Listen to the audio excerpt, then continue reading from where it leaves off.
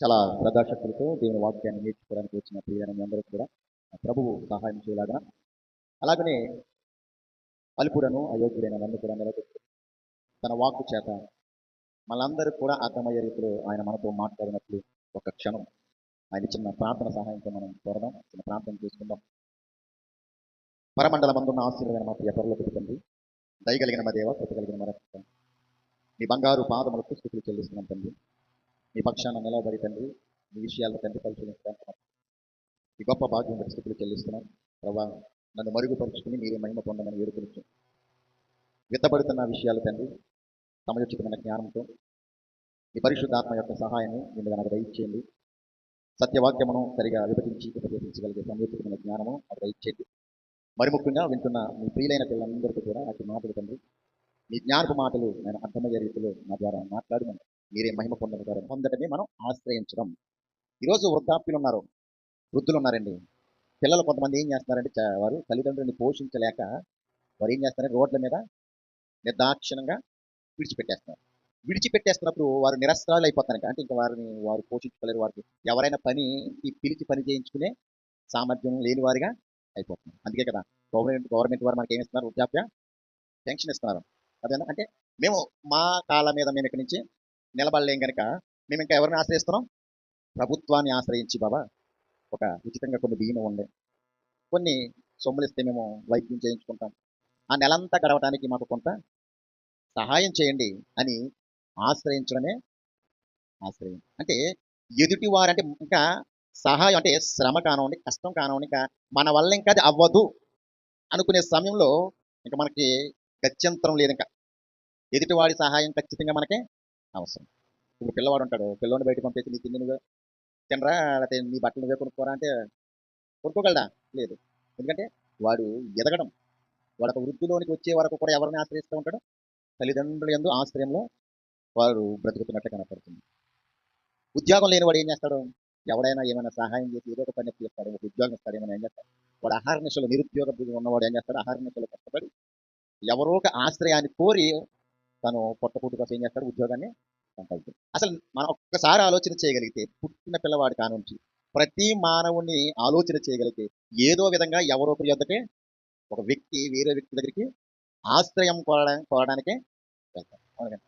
అయితే మనుషుడు ఎవరిని కోరతాడు? ఎక్కువ పరమనిషినే కోరతాడు ఆశ్రమం. ఏంటంటే పరమనిషినే కోరతాడు. అయితే దైవలేఖనం ఏం చెప్తుంది అంటే ఆశ్రయించడం ద్వారా మనం అవతలి వ్యక్తిని ఆశ్రయించడం ద్వారా ఏం పొందుకుంటున్నాం?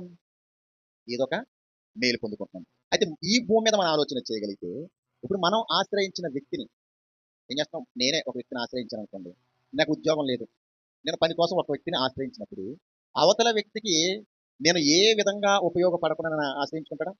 అంటే అవతల వ్యక్తికి ఏ ఉపయోగం లేకుండా నన్ను తీసుకుంటాడా? తీసుకోడు. అంటే మనం ఏదో పని చేయడం వల్ల అతనికి ఏదో లాభం ఉంటుంది కనుకే మనల్ని ఆ పనిలో చేర్చుకుని మనం ఆశ్రయించడం తెలుస్తుంది. అలాగే వృద్ధాప్య దశలో ఉన్న తల్లులు ఉంటారు, తండ్రులు ఉంటారు. మరి ఈ ఓల్డ్ ఏజ్ హోమ్లో వృద్ధులు తీసుకెళ్ళిపోయి వాళ్ళు కేవలం వాళ్ళు మాత్రమే పెంచేస్తారా? కాదు, వారు కూడా కొంతమందిని ఆశ్రయిస్తారు. ఏమని? మేము ఒక ఓల్డ్ ఏజ్ అంటే వృద్ధ ఆశ్రమాన్ని మేము నడుపుతున్నాము, మా శ్రమ బట్టి మా కష్టాన్ని బట్టి నడుపుకుంటూ వెళ్తున్నాం, కానీ నిరంతరం మేము చేయలేకపోతున్నాం, మీ నుండి మేము కొంత సహకారం కోరుతున్నాం. అంటే భూలోకంలో మనం ఆలోచన చేయగలిగితే ఒక మనుషుడు అవతల మనిషిని ఆశ్రయిస్తున్నాడంటే యువతల వ్యక్తికి ఏదో ఉపయోగకరంగా ఉంటుంది, అవతల వ్యక్తి చేయించుకునే వారికి కూడా ఉపయోగపడుతుంది. అయితే ఈ ప్రపంచాలను చేసిన దేవుడు, ఈ ప్రపంచాన్ని నిర్మించిన దేవుడు, మరి నిన్ను నన్ను ఈ భూమి మీద పుట్టిస్తున్న దేవుడు మరి ఏమి నీ నుండి నా నుండి కోరుకుంటున్నాడు? ఏం కోరుకుంటున్నాడు అని భక్తుడు చూడగలిగితే కీర్తన గ్రంథము 28వ అధ్యాయం 7వ వచనంలో చక్కని మాట భక్తుడు రాస్తున్నటువంటి కీర్తన గ్రంథము 28వ అధ్యాయం 7వ వచనంలో, యెహోవా నా ఆశ్రయము, నా కేడము, నా హృదయము ఆయన యందు నమ్మికించెను కనుక నాకు సహాయము కలిగెను. కావున నా హృదయము ప్రహర్షించుతున్నది, కీర్తనలతో నేను ఆయనను స్తుతించుచున్నాను. ఇక్కడ భక్తుడు ఏమంటున్నాడంటే యెహోవా నా ఆశ్రయము అని. ఇందాక చెప్పుకున్నట్లే పిల్లలు తల్లిదండ్రులను ఆశ్రయిస్తారు, ఒక రోగం వచ్చిన వాడు వైద్యుని ఆశ్రయిస్తాడు, ఒక వ్యక్తి అవతల వ్యక్తిని ఆశ్రయిస్తాడు. ఏంటంటే దేనికి? మేలు పొందుకోవడం కోసం. అయితే దేవుని ఎందుకు ఆశ్రయించాలి? ఇక్కడ భక్తుడు ఏమన్నాడు? యెహోవా నా ఆశ్రయము అంటున్నాడు. అయితే మనుషుల్ని ఆశ్రయిస్తున్నారు. అవతల వ్యక్తి ఏదో మేలు పొంది ఆశ్రయిస్తున్నాడు. యువతలో ఏదో ఆ వ్యక్తి పొందుతున్న వ్యక్తి మేలు పొందుతున్నాడు. అవతల వ్యక్తి కూడా ఏదో విధంగా మేలు పొందుతున్నాడు. మరి ఇక్కడ భక్తులు పలుకుతున్న మాటను బట్టి మరి దేవుని ఆశ్రయించడం ద్వారా ఏం మేలు పొందుకుంటాం? నా ప్రశ్న అర్థమైందా మీకు? ఇప్పుడు మనుషుల్ని ఆశ్రయించడం వల్ల మన జీవనం ఈ భూమి మీద ఇస్తున్న 60, 70 సంవత్సరాల జీవితము వెళ్ళిపోతుందంటే ఒక కుటుంబాన్ని పోషించుకోవడం కోసమో, మన జీవితాన్ని ముందుకు కొనసాగించుకోవడం కోసమో ఒక వ్యక్తిని ఆశ్రయిస్తామని. అయితే దేవుణ్ణి భక్తుడు ఆశ్రయిస్తున్నాడు. యెహోవా నా ఆశ్రయము అన్నాడు. యా దేవుణ్ణి ఆశ్రయించడం వల్ల ఏం మేలు పొందుకుంటున్నాం? రాత్రికాల సమయంలో కొన్ని విషయాల్ని మనం ఆలోచన చేద్దాం. దేవుని ఆశ్రయించడం వల్ల ఏం మేలు పొందుకుంటున్నాం? అయితే పుడుతున్న ప్రతి మానవుడు కూడా చిట్ట చివరికి ఏ మానవుడైనా, అది దేవుని నమ్ముకున్నవాడైనా, దేవుని నమ్ముకున్నవాడైనా, దేవుని ఎరిగిన వాడిగా ఉన్నవాడైనా, దేవుని ఎరగని వాడిగా ఉన్నవాడైనా సరే ఖచ్చితంగా ఎవరిని ఆశ్రయించాలంటే దేవుని ఆశ్రయించాలి. అది దేవుడు పెట్టిన నియమం. అర్థమవుతుందండి? అది దేవుడు పెట్టిన నియమం. పుట్టిన ప్రతి మానవుడు కూడా దేవుణ్ణి ఆశ్రయించాలి. అయితే ఒక చక్కని సందర్భం ఉంది బైబిల్లో మనం చూడగలిగితే, అయితే దేవుణ్ణి ఆశ్రయిస్తే లేకపోతే ప్రభువుని ఆశ్రయిస్తే ఏంటి మేలు? ఏ మేలులు పొందడానికి మనం ఇలా కూర్చున్నాం? ఈ రాత్రికాల సమయంలో ఎన్నో ప్రశ్నలు వస్తాయి. ఆ ప్రశ్నలకు మనం నివృత్తి చేసుకోవాలి. ప్రభుని నేను ఆశ్రయించడం వల్ల భక్తుడు ఏమన్నాడు కదా? యెహోవా నా ఆశ్రయము, నా కేడము. మరి ఆశ్రయము అయిన దేవుడు ఏమి ఇవ్వబోతున్నాడు మనకి? ఏమి ఇస్తాడని మనం ఆశ్రయిస్తున్నాం? భక్తుడు నా ఆశ్రయం అన్నాడు ఇక్కడ కీర్తనకారుడు. ఆయనే నా కేడము అంటే ఆయనే నన్ను కాపాడేవాడు ఈ భూమి మీద ఎవ్వరూ లేరు అన్నట్టుగా మాట్లాడతాడు ఇక్కడ. అయితే నీవు నేను ఈ భూమి మీద పుడుతున్న ప్రతి మానవుడు దేవుని దగ్గరికి ఎందుకు వెళ్తున్నాం? దేవుని దగ్గరికి ఎందుకు వెళ్తున్నాం? ఎందుకు ఆయన ఆశ్రయాన్ని కోరుతున్నాం? ప్రభు వల్ల ఏ ఆశ్రయం పొంది ఏ మేలు పొందుతున్నాం అని చూడగలిగితే ఒక చక్కని సందర్భాన్ని మనం చూద్దాం. మార్కు సువార్త 5వ అధ్యాయం. ఒక సందర్భం ఉంటుంది, భలే మంచి సందర్భం, చాలా బాగుంటుంది. ఆలోచన చేద్దాం. మీ ఎదుట 2 అంశాలను పెట్టి నేను నా పాఠాన్ని ముగిస్తాను. మార్కు సువార్త 5వ అధ్యాయం 21వ వచనంలో కొన్ని పాయింట్లు ఉంటాయి చూడండి, హైలైట్ చేసి చెప్తాను, చాలా జాగ్రత్తగా వినండి. ఇక్కడ యేసు ప్రభు గారంట సువార్త ప్రకటించుకుంటూ వెళ్ళిపోతున్న కాలంలో అక్కడ బహుజన సమూహాలు ఉన్నారంటండి. అందులో ఎలాంటి వారు ఉన్నారంట? ఆ, తక్కువ హోదా కలిగిన వారు కానుంచి ఉన్నతమైన హోదా కలిగిన వారందరూ కూడా ఇలాంటి మీటింగ్లో కూర్చున్నారంట. ఎలాంటి మీటింగ్? ఇలాంటి యేసు ప్రభు గారు ఎలా బోధిస్తున్నారంట. బోధిస్తున్న సందర్భంలో ఇలాగ కూర్చుని వింటున్న సందర్భంలో ఒక సందర్భం జరిగింది, అక్కడ ఒక సంఘటన జరిగింది. ఆ సంఘటన జరిగిన సందర్భాన్ని మనం కొంచెం లోతుల్లోనికి జాగ్రత్తగా పిన్ ఆలోచన చేసుకుంటూ వెళ్తే ఒక వ్యక్తి ప్రభువుని ఆశ్రయించడానికి వచ్చినట్టుగా కనపడుతుంది మనకు. ఎందుకు ఆశ్రయించడానికి వచ్చాడో మనం ఆలోచన చేయగలిగితే 21వ వచనం చదువుతున్నాను చూడండి. మార్కు సువార్త 5వ అధ్యాయము 21వ వచనం. యేసు మరలా దోణి ఎక్కి అద్దరికి వెళ్ళినప్పుడు బహుజన సమూహము ఆయన యొద్దకు కూడి వచ్చింది. ఇప్పుడు మనం కూర్చున్నాం చూసారా, 10, 20 మంది కాదు, బహుజన సమూహం. అంటే బహుజన సమూహం అంటే మనకి ఈ వీధిలో ఒక మీటింగ్ జరుగుతున్నా, ఒక ఫంక్షన్ జరుగుతున్నా, ఒక 100 మంది, 200 మంది, ఒక 500 మంది వచ్చారనుకోండి, ఆ సమూహంలోంచి తరలించి ప్రారంభానికి వెళ్ళడానికి ఎంత యాతన పడతాం? అవునా కదా? అలాంటి పరిస్థితులు ఇక్కడంట బహుజన సమూహం ఉందంట ఇక్కడ. మీకు అర్థమవుతుందా? ఒక మీటింగ్, ఒక సతీష్ కుమార్ గారు పెట్టే మీటింగ్ అనుకోండి, లేకపోతే ఒక క్రైస్తవ సభలు పెడతారు కదండి, సుమారు ఒక 1000 మంది సభలు జరుగుతున్న ప్రాంగణానికి ఒక వ్యక్తి వస్తాడంటండి. అక్కడికి వచ్చిన వ్యక్తి ఎవరో సాదాసీదమైన వ్యక్తి కాదు. మనం మాట్లాడుకుంటే ఒక రాష్ట్రానికి ఒక సీఎం లాంటి వాడు. అర్థమవుతుందా? రాష్ట్రానికి ఒక సీఎం హోదా, అంటే అంతటి హోదా కలిగిన వాడు ఆ జన సమూహంలో ప్రభు యొక్క సహాయాన్ని, ఆశ్రయాన్ని కోరుతున్నట్లు మనకి సందర్భం కనపడుతుంది. 22 వచ్చుల్లో ఆయన సముద్ర తీరం ఉండగా వచ్చాడంట. ఎవరో సమాజ మందిరపు అధికారులు, ఈ పేరేంటంట, యాయీరు అను ఒకడు వచ్చును. ఎవరంట మీన? అక్కడ ఎక్కడ జరుగుతుంది సభ? సముద్ర తీరమున. అంటే యేసు ప్రభు గారు ఎక్కడైతే కొంచెం బాగా ఖాళీ స్థలం ఉంటుందో అక్కడ ఎక్కువగా ఆయన బోధించినట్టు మనకు తెలుస్తుంది. ఆయన సముద్ర తీరాల చోటని కొండ ప్రాంతాల దగ్గర ఎక్కువగా బోధించినట్టు మనకు కనబడుతుంది. అవునా కదా? ఎక్కువ పడవెక్కి ఆయన ప్రసంగించడాలు కానీ, కొండెక్కి ప్రసంగించడాలు కానీ మనం ఎక్కువగా చూస్తాం. ఇక్కడ ఒక సముద్ర తీరమున ఆయన ప్రసంగిస్తున్నప్పుడంట సమాజ మందిరపు అధికారులలో ఎవరంట? ఆయన యాయీరను అంట. ఎవరండి ఈయన? యాయీరు అనే వ్యక్తి అంట. ఆనాటి కాలంలో జైరస్ అనే సంస్థకు, అంటే జైరస్ అనే స్థానిక సమాజ మందిరానికి గౌరవనీయమైన నాయకుడు అంట ఆయన. అంటే జైరస్ ఇంగ్లీష్ బైబిల్ ఏమనుంటుందంటే చూడండి, and behold there come one of the rulers of the synagogue అని జైరస్ బై నేమ్. ఏంటంటే ఇక్కడ ఏముంది? సమాజ మందిరపు, ఎక్కడంటే సమాజ మందిరపు అధికారులు యాయీరు అనే వ్యక్తి జైరస్ అనే స్థానిక సమాజ మందిరానికి చెందిన అధికారంట. ఈయన వచ్చంటే ఏమన్నాడంట, ఆయన చూచి వెంటనే ఆయన పాదాల మీద పడిపోయాడంట. ఏంటంటే ఒక అధికారి ఎవరంట? జైరస్ అనే స్థానిక సంస్థకి, అంటే మనం బాగా మాట్లాడుకుంటే, మన క్రైస్తవ పరిపాటిలో మనం మాట్లాడుకుంటే పెద్ద పాస్టర్ గారు అనుకుందాం. అంటే ఒక పెద్ద ఆయన, అంటే పాస్టర్ గారు కాకపోయినా పాస్టర్ గారి కింద పెద్దలు ఉంటారు కదా! ట్రెజరర్ అని, ఈసీపీలని, ఎల్సీపీ అని. వాళ్ళ హోదాలో ఉన్న ఒక వ్యక్తి, నేటి కాలంలో ఒక హోదా ఇచ్చిన వ్యక్తి రహస్యంగా వెళ్లి ప్రభువుని వేడుకుంటాడు కానీ, అంత బహుజన సమూహంలో ఉన్నప్పుడు పాదాల మీద ఎవరైనా పడతారా? సహాయం కోసం. నువ్వు నేను పడతామా? మనమే సందేహం. వెళ్దాం, పడితే ఎవరైనా అనుకుంటారంటావా? ఎవరైనా నన్నేమన్నా అవహేళన చేస్తారంటావా? తక్కువ వాడిగా చూస్తారంటావా? నేనేమన్నా అక్కడేమన్నా తగ్గిపోతానంటావా? నా ఇజ్జత్ ఏమన్నా తగ్గిపోద్దంటావా? నా పరపతి ఏమైనా పడిపోద్దంటావా? అని కానీ ఇక్కడ ఈ అధికారి ఎలా ఉన్నారంటే చూడండి, ఆయనను చూచి ఆయన పాదాల మీద పడిపోయాడు. ఏంటన్నమా? ఆయన పాదాల మీద పడిపోయాడు. అంటే ఎందుకు పడిపోయి ఉంటాడు? ఏ ఎందుకు పడి ఉంటాడంట? అంతటి అధికారి కదా! అంతటి అధికారి ఒక సామాన్య వ్యక్తిగా ఆ రోజుల్లో యేసు ప్రభు గారు సువార్తను ప్రకటించుకుంటూ వెళ్ళిపోతున్న సామాన్య వ్యక్తిగా కనపడుతున్న యేసు పాదాల మీద పడిపోతున్నట్టు కనపడుతుంది. పడింది. అంటే పాదాల మీద ఎప్పుడు పడతాం మనం? పాదాల మీద ఎందుకు పడతారండి? ఏదైనా తప్పు చేసినప్పుడు ప్రాయశ్చిత్తం కోసం పడతాం. లేదా ఇంకా నాకు ఎక్కడ నుండి కూడా సహాయం రాదు. ఎత్తని ఇంకా అంటే మనం ఏమైనా పిల్లలు అనుకోండి, లేకపోతే ఇంకా ఆడు ఏం చేస్తాడు? "వేరే నేను ఇవ్వను, నేను ఇవ్వను." ఇంకా ఆడే ఇవ్వాలి, ఇంకా ఎవడు కూడా అనుకోండి. వీలైతే ఏం చేస్తారు? చేతులు పట్టేసుకుని, బాబా ఈ కాళ్ళు అనుకో, నువ్వు ఇవ్వకపోతే నాకు సహాయం అవ్వదు. కనుక నువ్వు చేస్తేనే నాకు మేలు కలుగుతుంది కానీ ఖచ్చితంగా. కానీ ఈ చేతులు పట్టుకోవడం కాదు. ఎక్కడికి పోయాడు? వాళ్ళ పాదాల మీద పడిపోయాడు. ఈ ఆయురు బట్టి మనం నేర్చుకోవాల్సింది ఏంటంటే, ప్రభువు పాదాల మనం దేవుని సన్నిధిలో మనం ఏమైపోవాలి? మనల్ని మనం తగ్గించేసుకునే వారుగా ఉండాలి. ఎంతటి అధికారి, ఉన్నతమైన అధికారే ఏం చేశాడు? ప్రభు పాదాల మీద పడిపోయి అడుగుతున్నాడు. చూడండి 23వ వచనం చాలా ఇంపార్టెంట్. నా చిన్న కుమార్తె చనిపోవుటకు సిద్ధముగానున్నది. ఏంటట? ఎందుకు వెళ్ళిపోయాడంట? మరణ ఛాయలోనికి వెళ్ళిపోయిందంట తన కుమార్తె. అంటే మనం చూడగలిగితే ఆ యాయీరు అనే అధిపతి ప్రభు పాదాల మీదే పడిపోయాడంట. అంతకుముందు ఎవరిని ఆశ్రయించుకుంటారంటారా? లోకంలో ఉన్న వైద్యులందరినీ కూడా ఆశ్రయించే ఉంటారు. అవునా కదా? ఇక్కడ ఒక మాట ఉంటుంది, దాని కింద చక్కని మాట ఉంటుంది, చూద్దాం. ఇక్కడ ఏమన్నాడు తెలుసా? చనిపోవుటకు సిద్ధముగానున్నది, అది బాగుపడి బ్రతుకున్నట్లు నీవు వచ్చి దాని మీద నీ చేతులు వలెనని ఆయన్ని మిగుల బతిమాలుకొనగా. ఏం చేస్తాడంట? బతిమాలుకుంటున్నాడంట. ప్రభు పాదాల మీద పడిపోయాడు. పాదాల మీద పడిపోయి నీవే ఆశ్రయం, నీవే ఆశ్రయం, నీవు వస్తే నా చిన్నది బ్రతుకుతాది. ఎందుకంటే చనిపోయిన వారిని బ్రతికించగలిగే సామర్థ్యం నీలోనే ఉంది ప్రభు. చనిపోయి 4 దినాలు కుళ్ళు పట్టిన లాజరును కూడా బ్రతికించగలిగే సామర్థ్యం నీలో ఉంది.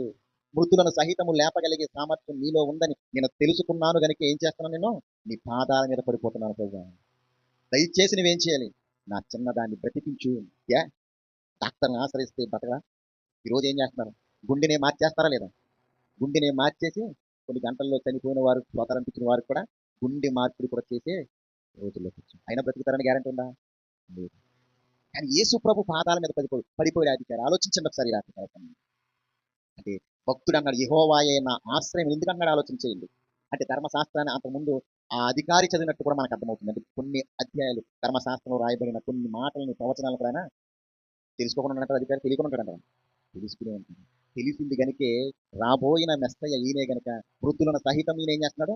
లేపగలిగే సామర్థ్యం కలిగిన వాడుగా ఉన్నాడు గనుక నేనింక ఈ లోకములో మనుషులను ఆశ్రయించుట కంటే యెహోవాను ఆశ్రయించుటే మేలు.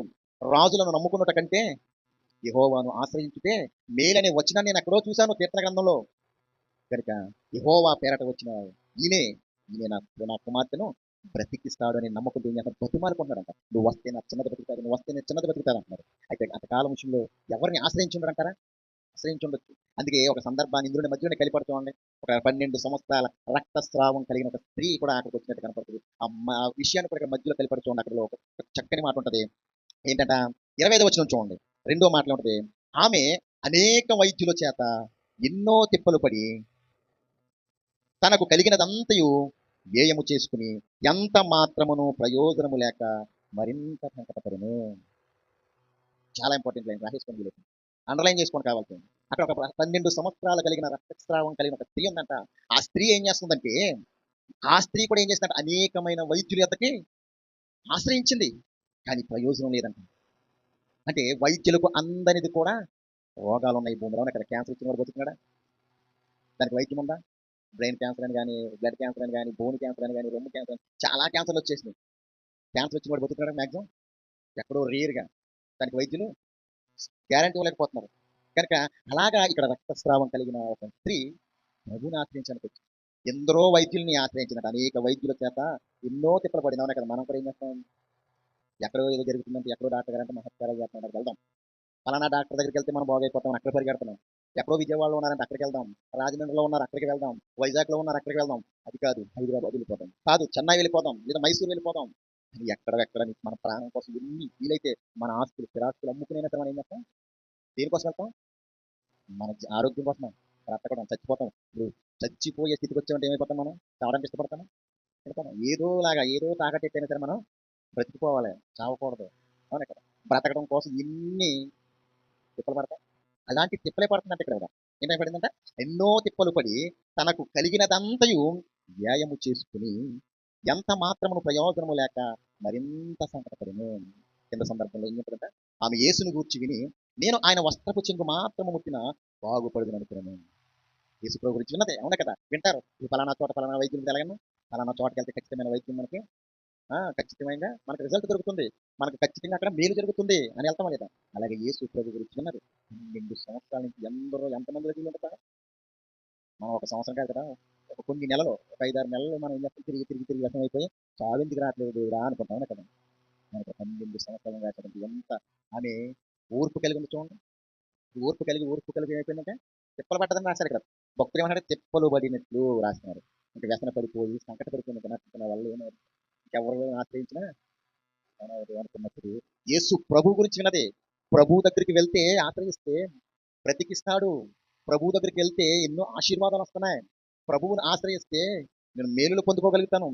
ప్రభువుని ఆశ్రయిస్తే నేను రక్షింపబడతాను అనే నమ్మకంతో ఆ స్త్రీ వచ్చినప్పుడు ఏం జరిగిందంటే, ఇక్కడ చూడండి 29వ వచనంలో, వెంటనే ఆమె రక్తధార కట్టింది కనుక తన శరీరములో ఆ బాధ నివారమైనదని గ్రహించుకును. చూసారా? 12 సంవత్సరాల నుంచి ఎందరినో ఆశ్రయించిన ఆ తల్లి ఒక్కసారి యేసుక్రీస్తు యొక్క వస్త్రపు చెంగును ముట్టిన వెంటనే ఏమైపోయింది? స్వస్థత పడిపోయినట్టు మనకు కనపడుతుంది. ఆలోచన చెయ్యండి. మనం ఈ రోజు ప్రభువుని ఎందుకు ఆశ్రయిస్తున్నాం?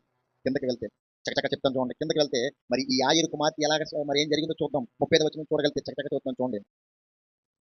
ఆ ఆయన ఇంకనూ మాట్లాడుచుండగా ఆయన ఇంకనూ మాట్లాడుచుండగా సమాజ మందిరపు అధికారి ఇంట నుండి కొందరు వచ్చి, నీ కుమార్తె చనిపోయింది, నీవు ఇక బోధకుని ఎందుకు శ్రమ పెట్టుతున్నావు? ఇలాగే యేసుక్రీస్తు అని బతిమాలుతాడు, రా ప్రభు నువ్వు బ్రతికిస్తా ప్రభు, నువ్వు వస్తే నా కూతురు బ్రతుకుతుంది ప్రభు అంటున్న సందర్భంలో ఇలాగ ఆయనకు వార్త రానే వచ్చింది. ఏంటా వార్త? నీ కూతురు చనిపోయింది, ఇంకా మనుషుల వల్ల కాలేదు, ఇంకా ఆయన వల్ల కూడా ఏమి కాదు కనుక ఆయనకి ఇబ్బంది పెట్టకో, నువ్వు వచ్చే తర్వాత జరగవలసిన కార్యక్రమాలు మనం జరిగించుకుందాం అంటున్నప్పుడు ఒక సందర్భం జరుగుతుంది. 36 వచ్చింది. యేసు వారు చెప్పిన మాట లక్ష్య పెట్టగా ఆ వ్యక్తికి ఏమన్నది, భయపడకము, నమ్మిక మాత్రం ఉంచుము. ఇంకటమ్మా చనిపోయిందని చెప్పాడు కదా, అయితే నీ కుమార్తె చనిపోలేదు, నిద్రించుచున్నది. నిజంగా నా మీద నమ్మకంతో వచ్చావు కదా, ఒకవేళ నా మీద నమ్మకం నువ్వు ఖచ్చితంగా ఉంచగలిగితే నీకు నీ నమ్మకము నిజమవుతుంది కనుక భయపడకు, నమ్మిక మాత్రం ఉంచుము అని సమాజ మందిరపు అధికారితో చెప్పి, పేతురు యాకోబు సహోదరుడు యోహాను అని వారిని తప్ప మరి ఎవరినైనా తన వెంట రానియక సమాజ మందిరపు అధికారి ఇంటికి వచ్చి వారు గొల్లుగా నుండి చాలా ఏడ్చుచు ప్రలాపించుచు నుండి చూచి లోపలికి పోయి, మీరు ఎలా గొల్లు చేయుచున్నారు? చూసారా? వాళ్ళను కూడా యేసుప్రభు గారు పరీక్షిస్తున్నారు. మనం చూడగలిగితే పరీక్షిస్తున్నట్టుగా కనపడదు. ఎందుకు ఇస్తారు మీరు అన్నాడు యేసుప్రభు గారు. ఇప్పుడు ఏమనుకున్నట్టు సమాజంలో, ఇంకేమైనా పిచ్చా, ఇక పిల్ల చనిపోయింది కనుక ఏడుస్తున్నాం, లేకపోతే ఊరికి ఏడుస్తున్నామా అన్నట్టుగా చూస్తారు వాళ్ళు. ఆయన హేళన కూడా చేసినట్టు కనపడతారు చూడండి. ఈ లోపలికి గుళ్ళు చేయించు ఏడ్చుతున్నారు, ఈ చిన్నది నిద్రించుతున్నదే కానీ చనిపోలేదు అని వార్త చెప్పారు. చూసారా? ఏమంటాడంట, ఈ చిన్నది చచ్చిపోలేదు, నిద్రిస్తుంది కనుక మీరు ఏమి కూడా భయపడకండి, కంగారు పడకండి, ఏడవకండి అంటుంటే అక్కడున్న వారి రియాక్షన్ ఎలా ఉందో చూడండి. అందుకు వారు ఆయనను అపహసించారు. ఏమని అపహసించుంటారు? నీకు పిచ్చా లేకపోతే ఏంటా, చచ్చిపోయింది నిద్రించడం ఏంటి అంటే, లోకంలో ఉండే ఆలోచన వేరు, దేవుని యొక్క ఆలోచన వేరు. మనుషునికి దేవుని ఆలోచనలకి గోచరం కాదు. మనుషులకి అదేనా, దేవుని ఆలోచనలు మనుషులకి గోచరము కావు. అందుకని అంటున్నాడు, అయితే ఆయన వారిని అందరినీ బయటకు పంపివేసి ఆ చిన్నదాని తల్లిదండ్రులను తనతోనున్న వారిని వెంట పెట్టుకుని ఆ చిన్నది పరుండి ఉన్న గదిలోనికి వెళ్ళి ఆ చిన్నదాని చేయి పట్టి తలీ తాకుమి ఏమన్నాడైనా, తలీ తాకుమి అని మాటకి ఏంటంటే, ఆ మాటకు చిన్నదానా లెమ్ము, నీతో చెప్పుచున్నానని. అంటే ఆ చిన్న పిల్ల ఏమంటాడంట, చిన్నదానా లెమ్ము అంటే పడుకున్న వ్యక్తిని ఎలాగైతే లేపుతామో అలాగే ఆ చిన్నపిల్లతో లేవమ్మా తల్లి అని. అదేం జరిగింది? వెంటనే ఆ చిన్నది లేచి నడవసాగను. ఆమె 12 సంవత్సరము ప్రాయం అంటే ఎన్ని సంవత్సరాలు అంటే పాపకే 12 సంవత్సరములు అక్కడ ఉన్నవారు బహుగా విశ్వాసముంచిరి. ఇక్కడ ఆ సమాజ మందిరపు అధికారికి నమ్మకం ఎలా ఏర్పడింది?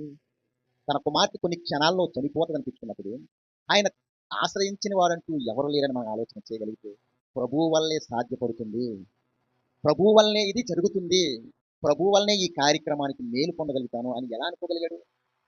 చూడగలిగితే ఇదే అధ్యాయంలో 34వ వచనం చూడండి. ఈ మాట చాలా మనకు ప్రభావితం చేస్తుంది. అందుకు ఆయన, కుమారి నీ విశ్వాసము నిన్ను స్వస్థపరిచెను, సమాధానము కలదానివై పొమ్ము, నీ బాధ నివారణ అయ్యి నీకు స్వస్థత కలుగును గాకని ఆమెతో చెప్పింది. ఇక్కడ అక్కడ రక్తస్రావం కలిగిన స్త్రీతో అన్నాడేమని? నీ విశ్వాసము నిన్ను. ఇక్కడ భక్తుడు యెహోవా నా కీడుము అన్నాడు. యెహోవా నా కీడుము అన్న ఆయన ఎందుకని అంటాడు? ఆయన విశ్వాసము అంత గొప్పది, ఆయన విశ్వాసం అంత దృఢమైనది. అందుకే యెహోవాను ఆశ్రయించే వారికి ఏం కలుగుతుందంటే కొన్ని విషయాలు చెప్తాను, జాగ్రత్త రాసుకోండి. కీర్తన గ్రంథంలో చాలా విషయాలు ఉన్నాయి, చెప్తాను రాసుకోండి. కీర్తన గ్రంథము 5వ అధ్యాయం 11వ వచనం. ఆయన ఆశ్రయిస్తే ఏం జరుగుతుందో చూడండి, కొన్ని మాటలు చూపిస్తాను. కీర్తన గ్రంథము 5వ అధ్యాయం 11. చాలా ఉన్నాయి కానీ మీకు ఇంపార్టెంట్ అయినవి చూపిస్తాను నేను. 5వ అధ్యాయం 11వ వచనం. నిన్ను ఆశ్రయించు వారందరూ సంతోషించుదురు. ఎవరన్నారంటే దావీదు మహాభక్తుడు అన్నాడు. యెహోవాను ఉద్దేశించేమన్నాడు? నిన్ను ఆశ్రయించే వారికి సంతోషం. ఇప్పుడు యాయీరు కుటుంబంలో సంతోషం ఉందా లేదా? తన కుమార్తె బ్రతకడం వల్ల యాయీరు కుటుంబమే కాదు, అక్కడ ఉన్న జనసమూహం అంతా కూడా సంతోషిస్తుందా లేదా? సంతోషిస్తుంది. అంటే యెహోవాను ఆశ్రయించడం ద్వారా మనకి ఏం కలుగుతుంది? సంతోషం కలుగుతుంది. ఇంకోటి 31వ కీర్తన 19వ వచనం. 9వ అధ్యాయం 10వ వచనం కూడా చూడండి, బాగుంటుంది అది కూడా. కీర్తన గ్రంథం 9వ అధ్యాయం 10వ వచనం. యెహోవా నిన్ను ఆశ్రయించు వారిని నీవు విడిచిపెట్టువాడవు. మనుషులైతే అవసరం బట్టి వంశం ఉన్నంత కాలం మాత్రమే నేను తన యొద్ద పెట్టుకుంటాను. కానీ యెహోవాను ఒక్కసారి, దేవుని ఒక్కసారి మనం ఆశ్రయించామనుకోండి, ఆయనంట కడ వరకు కూడా విడిచిపెట్టేవాడు. మొట్టమొదటి మాట మనం నేర్చుకున్నాం, ఆయన ఆశ్రయించే వారికి ఎవరున్నా లేకపోయినా, నానేవారు ఉన్నా లేకపోయినా, తల్లిదండ్రులు ఉన్నా లేకపోయినా, పిల్లలు ఉన్నా లేకపోయినా, సమాజంలో మనకు ఎవరైనా మేలు చేసేవారు ఉన్నా లేకపోయినా, మనం మాత్రం ఆయన ఆశ్రయిస్తే సంతోషంగా ఉంటామనేది మనం కీర్తనకారుల ద్వారా నేర్చుకుంటాం. ఆయన ఆశ్రయిస్తే మరొకటి ఏం జరుగుతుంది? విడిచిపెట్టడంట. మనం ఒక్కసారి ఆయన ఆశ్రయంలోకి వెళ్ళిపోతే మనల్ని విడిచిపెట్టడంట. అందుకే కీర్తన గ్రంథంలో చదువుకున్నాం చూడండి, 91వ కీర్తన 1వ వచనంలో చూడండి, మంచి చక్కటి మాట ఉంటుంది. మహోన్నతిని చాటున నివసించువాడే ఆయన నీడలోకి వెళ్ళిపోవాలంట. ఏంటట? చదవరంగా, అదే మళ్ళీ చదువు. మహోన్నతుని చాటున నివసించువాడే సర్వశక్తిమంతుని నీడను. ఆయన ఆశ్రయిస్తే మనకేముంటది? నీడ దొరుకుతుంది, ఒక ఆధారం దొరుకుతుంది, ఒక ఆశ్రయం దొరుకుతుంది. అర్థమవుతుందా? కిందకెళ్ళను. యెహోవా ఆయనే నాకు ఆశ్రయము. చూసారా? ఆయన నీడలోకి వెళ్ళిపోతే మనకేంటట?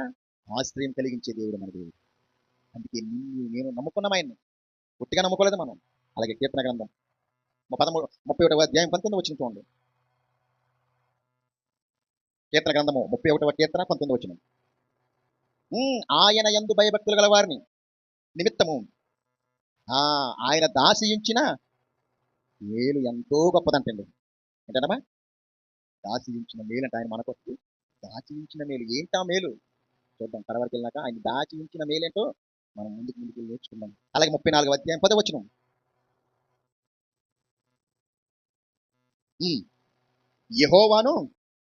యెహోవాను ఆశ్రయించు వారికి ఏ మేలు ఎదిగి ఉండదంట. పుష్టిగానే ఉంటుందంట, తృప్తిగానే ఉంటుందంట, సంతోషంగానే ఉంటది, విడువబడకుండా ఉంటది.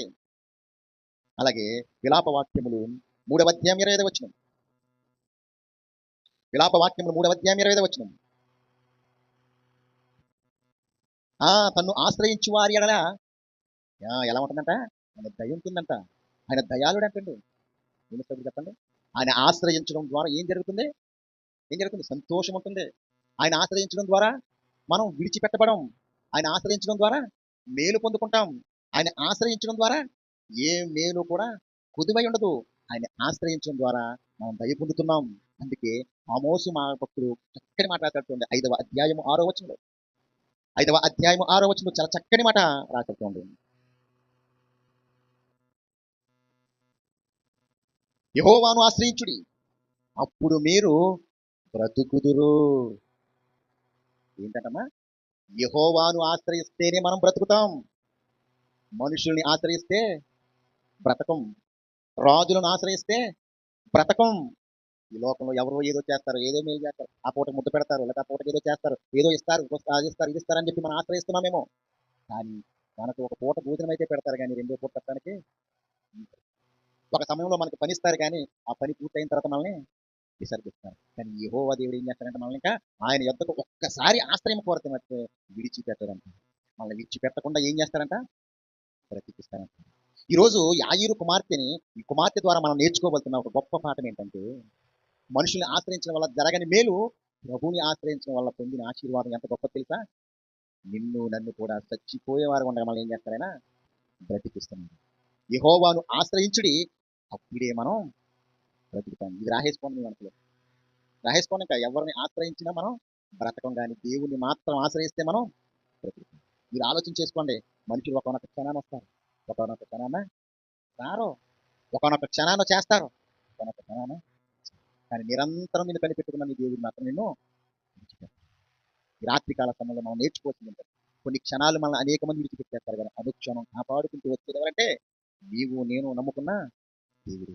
అందుకే ఒక సందర్భం, ఒక చరిత్ర ఉంది, చిన్న చరిత్ర నాకు చూపించి మీకు కొంచెం లోతైన విషయాన్ని నేర్పిస్తాను చూడండి. యూదులకు రాజు అంట, యోధారాం రాజు సామ్రాజ్యంలో, అంటే ఇశ్రాయేలీల పరిపాలించిన రాజుల్లో మొట్టమొదటి రాజు సౌలు గారు. ఆయన తర్వాత రాజుగా ఏర్పడిన వారు దావీదు, తర్వాత ఏర్పడిన వారు సొలొమోను గారు. సొలొమోను గారు రాజ్యం అయిపోయిన తర్వాత ఇశ్రాయేల్ సామ్రాజ్యం రెండుగా చీలిపోయినట్టు మనకు కనపడుతుంది చరిత్రలో. ఒకటి ఇశ్రాయేల్ రాజ్యంగా, ఒకటి యోధా రాజ్యంగా. ఆ యోధా రాజ్యంగా ఉన్నప్పుడు పరిపాలించిన రాజుగా మనకు చూస్తుంటే 4వ రాజు తరంలో ఒక సంఘటన జరిగింది.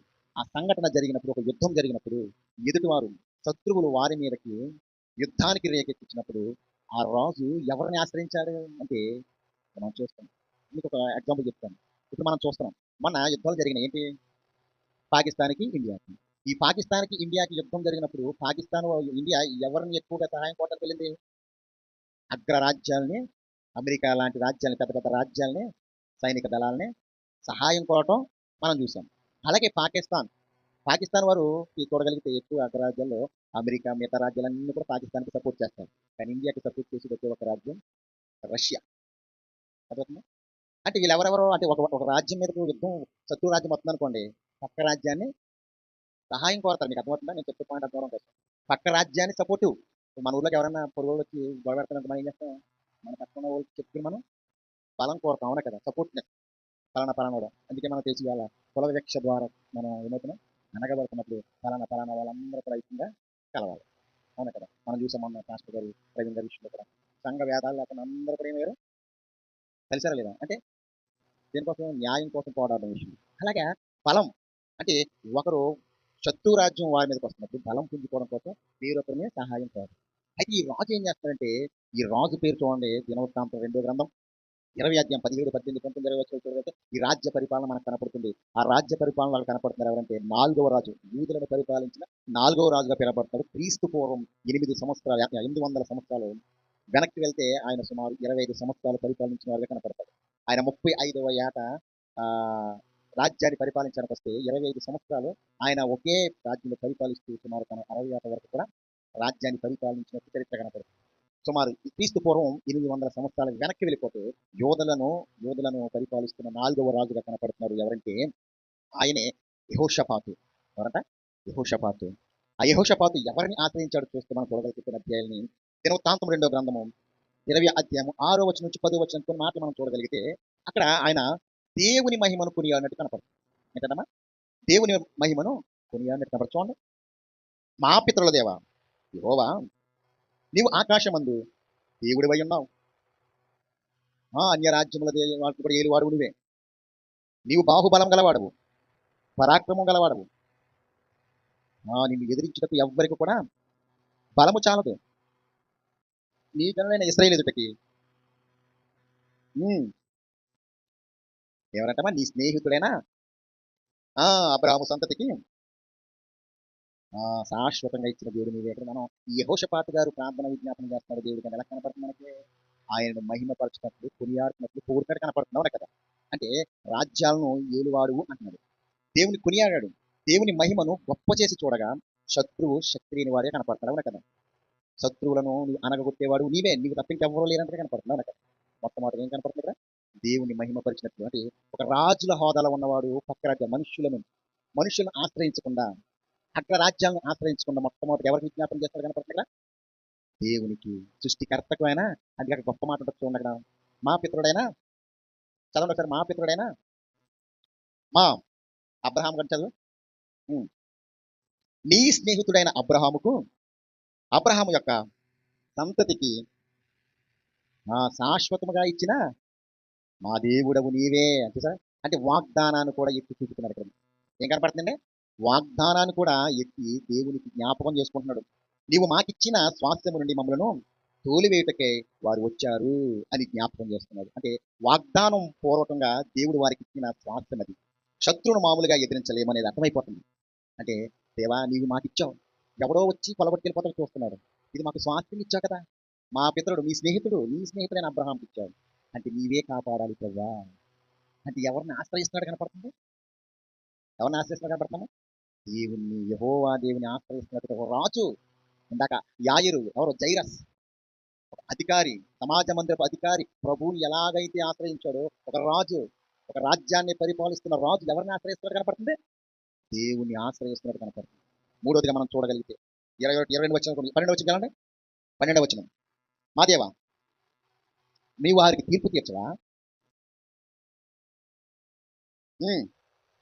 మాకు శక్తి చాలంటే సార్, తన శక్తి, తన స్థితి ఏమిటో దేనికి తెలుపుతున్నారంటే ఆ అగ్రరాజ్యాలు చూస్తుంటే వారు బలమైన వారు, వారిని ఎదిరించడానికి మా శక్తి అయితే చాలదు. మనం కూడా ఏదైనా చిన్న శ్రమ వచ్చిందనుకోండి, ఏదైనా ఉపద్రవం వచ్చిందనుకోండి, నేను ఎదిరించాను, నేను వెనుదిరిగేస్తాను, నేను దాని దగ్గర నేను పొంగిపోతున్నాను. కానీ ఇక్కడ భక్తుడు ఏం చేస్తున్నాడు? నా శక్తి చాలదు ప్రభావ, నీ ఉంటే మాత్రం నేను విజయం సాధిస్తాను కనపడుతున్నాను కదా. ఆ శత్రువు రాజ్యాన్ని మనం చూడగలుగుతుంటే నాకైతే శక్తి సరిపోదు ప్రభావ, నీవే నాకు ఆశ్రయం, నిన్ను నేను ఆశ్రయిస్తున్నాను, నీవే కాపాడువాడు అంటే ఇశ్రాయేలును కాపాడువాడు, వెనుకడు నిద్రపోడు అనే వాగ్దానం మాకు తెలుసు కనుక మమ్మల్ని రక్షించు ప్రభావ. అంటే మా శక్తి సరిపోదు, ఏమన్నా మా శక్తి సరిపోదు కనుక నిన్ను ఒకసారి మమ్మల్ని జ్ఞాపకం చేసుకో ప్రభావ. ఏ విషయాలు కనపడుతున్నాయి మనకు? ఆయన పొగడటం కనపడింది మొదటి విషయంలో, రెండో విషయంలో ఆయన మహిమపరచడం కనపడుతుంది, మూడో విషయంలో శక్తి మాకు సరిపోదు ప్రభావ. నాలుగోది మనం చూడగలిగితే 21 వచ్చిన చూడండి. మరియు అతడు చూసారా,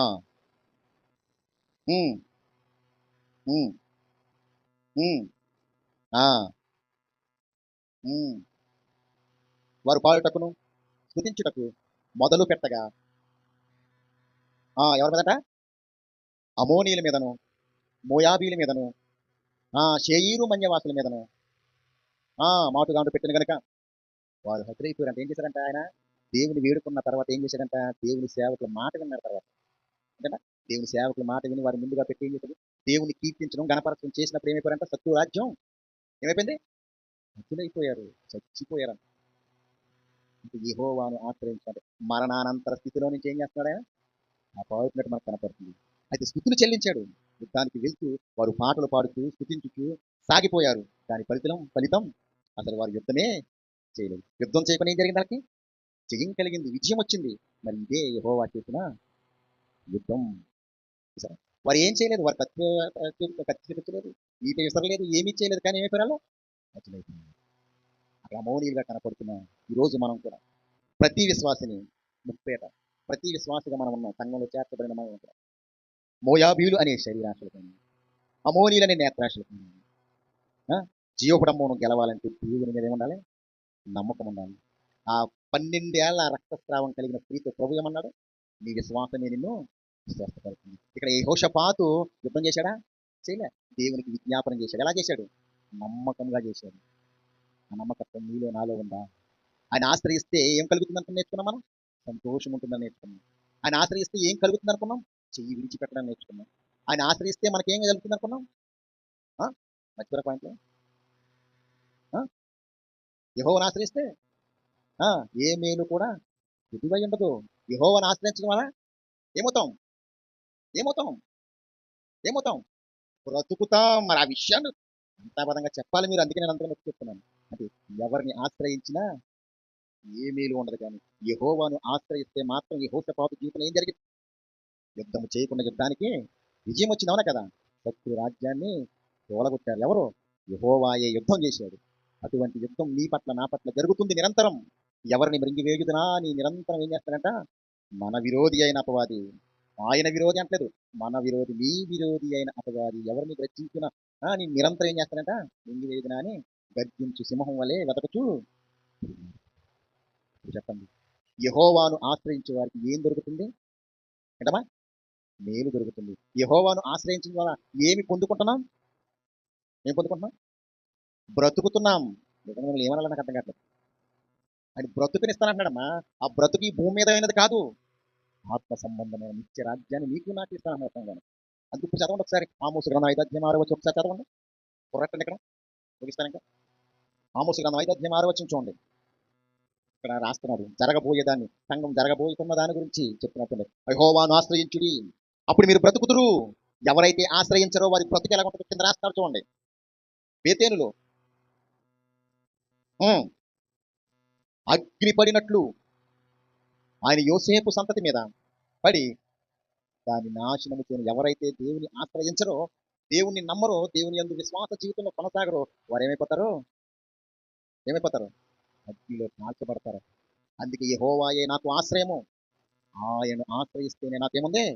బ్రతుకులు. అందుకే ఇర్మియా భక్తుడు ఒక చక్కని మాట రాసుకోండి. ఇర్మియా గ్రంథం 16:19 చాలా చక్కని మాట రాశాడు. ఇర్మియా గ్రంథం 16:19 ముగిస్తాను.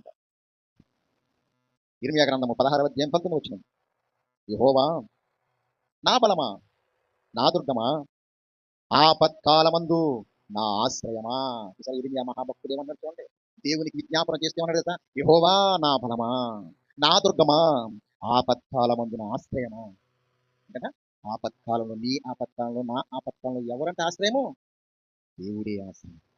యాయీరు కుమార్తె బతకడానికి ఎవరు ఆశ్రయమయ్యారు? ఆనాడు యేసుక్రీస్తు ఆశ్రయమయ్యారు. 12 ఏళ్ల రక్తస్రావం కలిగిన ఆ స్త్రీ ఎవరిని ఆశ్రయించిన ద్వారా స్వస్థత పొందింది? యేసుక్రీస్తుని ఆశ్రయించిన ద్వారా జరిగింది. ఈ రోజు సంఘమైన నిన్ను, నువ్వు, నేను ఎవరిని ఆశ్రయించిన ద్వారా బ్రతుకుతున్నాం? యేసుక్రీస్తు నీ కొరకు, నా కొరకు ప్రాణం పెట్టి సిలువలో తన రక్తాన్ని కాచి తన ప్రాణాన్ని పెట్టడం ద్వారా ఏమవుతాం? మనం బ్రతుకుతున్నాం. అది గుర్తుపెట్టుకోవాలి. అందుకే దేవుని ఆశ్రయించే వారికి దొరికే మేలు నిత్య జీవం. ఏంటమ్మా? దేవుని ఎందుకు ఆశ్రయించాలి? నిన్ను నన్ను బ్రతికిస్తాడు. ఈ శరీరము మట్టికి మట్టి అయిపోతే ఆత్మ మరలా దేవుని వద్దకు వెళ్ళిపోతున్నప్పుడు నాకు నిత్య రాజ్యంలో వెళ్ళిపోతాడు. నేను అక్కడ నిత్యము కూడా బ్రతికుంటానని నమ్మకం మనలో ఉండాలి. అర్థమవుతుందా? అందుకే నీ విశ్వాసమే నిన్ను స్వస్థపరుచుతుందని అక్కడ ఉంది. అయితే నీ విశ్వాసమే నిన్ను నిత్య రాజ్యానికి నడిపిస్తుందనే నినాదం మనకు ఇప్పుడు మన జీవితంలో ఉండాలి. అర్థమవుతుందా? 17 ఒకసారి చూడండి. 17 ఇదే మళ్ళీ జ్ఞాపకం చేస్తాడు ఇర్మియా గ్రంథంలో. 17 ఆపత్కాలమందు నీవే నాకు ఆశ్రయము, నాకు అధైర్యము పుట్టింపకము. చూసారా ఇర్మియా భక్తుడు? ఎన్ని ఆపదలు వచ్చినా, ఎన్ని ఉపద్రవాలు వచ్చినా, ఎన్ని శ్రమలు వచ్చినా, ఎన్ని కష్టాలు వచ్చినా, ఎన్ని అవాంతరాలు వచ్చినా దేవుని మీద మనం నమ్మకము కలిగి ఆయన్ని ఆశ్రయిస్తే మనకు సంతోషం ఉంటుంది. ఆయన్ని ఆశ్రయిస్తే ఏముంటుంది? ఏ మేలు కూడా కొద్దిగా ఉండదు. ఆయన్ని ఆశ్రయిస్తే విడిచిపెట్టే దేవుడు కాదు. ఆయన్ని ఆశ్రయిస్తే మనము బ్రతుకుతాం, నిత్య జీవాన్ని పొందుకుంటాం. ఈ ధన్యత మనందరం పొందుకోవాలని కోరుకుంటూ ఈ నా మాటలు ముగిస్తున్నాను. దేవుడిని ఆశ్రయించడం ద్వారా కలిగే ఆశీర్వాదం ఏంటో చెప్పండి? నిత్య జీవం. మనం ఎందుకు వస్తున్నాం ఇక్కడికి?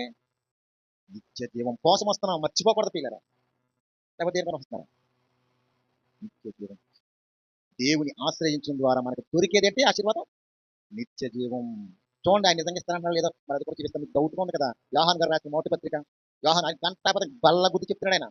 ఆయన బల్ల గుద్ది చెప్తున్నాడు. ఏంటి ఆశీర్వాదం ఇస్తానంటే, యోహాన్ గారు రాసిన మొదటి పత్రిక 3 అధ్యాయం 16 ఒక్క నిమిషం. యోహాన్ గారు రాసిన మొదటి పత్రిక 3 అధ్యాయం, తానే మనకు చేసిన వాగ్దానం అని వచ్చినట్టు చూడండి.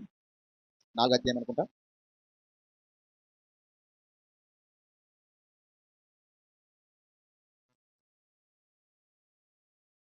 అన్న దొరికిందా?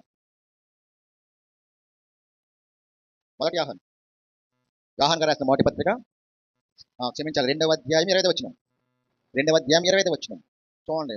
ఎవరైతే సంఘంలో చేర్చబడ్డారో మీ కొరకు, మనందరి కొరకు దేవుడు బల్ల కొట్టి చెప్పుకున్నాడు ఇస్తాన ఆశీర్వాదం ఏంటంటే, నిత్య జీవమును అనుగ్రహించుననున్నదియే. ఏంటన్నా? నేనేమిస్తాను అనుకున్నాను తెలుసా? మిమ్మల్ని ఎలా బ్రతికిస్తాను తెలుసా? నిత్యము జీవింపజేస్తాను మిమ్మల్ని. అనున్నదియే ఆయన తానే మనకు చేసిన వాగ్దానం. జనులందరికీ ఇచ్చిన వాగ్దానం యేసుక్రీస్తు ద్వారా అందరికీ ఇచ్చిన ఆశీర్వాదం ఏంటంటే నిత్య జీవమును మీకు ఇచ్చేస్తున్నాను. మీరు నమ్మాలి, నన్ను ఆశ్రయించాలి. మీరు నమ్మి నన్ను ఆశ్రయిస్తే మీకు ఏమిస్తాను? నేను నిత్య జీవాన్ని మీకు అనుగ్రహిస్తాను అని నేను ఖచ్చితంగా ఘంటాపదంగా మీకు వాగ్దానం చేస్తున్నాను. మర్చిపోకూడదు. ఆయన ఆశ్రయిస్తే ఏమొస్తుంది మనకి? నిత్య జీవం వస్తుంది, బ్రతుకుతాం. ఆ నిత్య జీవం కోసమే మనందరం కూడా ఆయన సన్నిధిలోకి వచ్చి ఆయన మనం అతి ధన్యత మనందరం పొందుకోవాలని కోరుకుంటున్నాం. ఈ నా మాటలు ముగిస్తున్నాను. చిన్న ప్రార్థన చేసుకుంటాం. ప్రభువా, ఇంతవరకు ఎన్నో విషయాలతో మమ్మల్ని బలపరిచారు. నిన్ను ఆశ్రయిస్తేనే మాకు సంతోషం ప్రభు. నిన్ను ఆశ్రయిస్తేనే మాకు మేలు జరుగుతుంది ప్రభు. నిన్ను ఆశ్రయిస్తే మమ్మల్ని విడిచిపెట్టనన్నావు ప్రభు. నిన్ను ఆశ్రయిస్తేనే మేము బ్రతుకుతాం ప్రభు.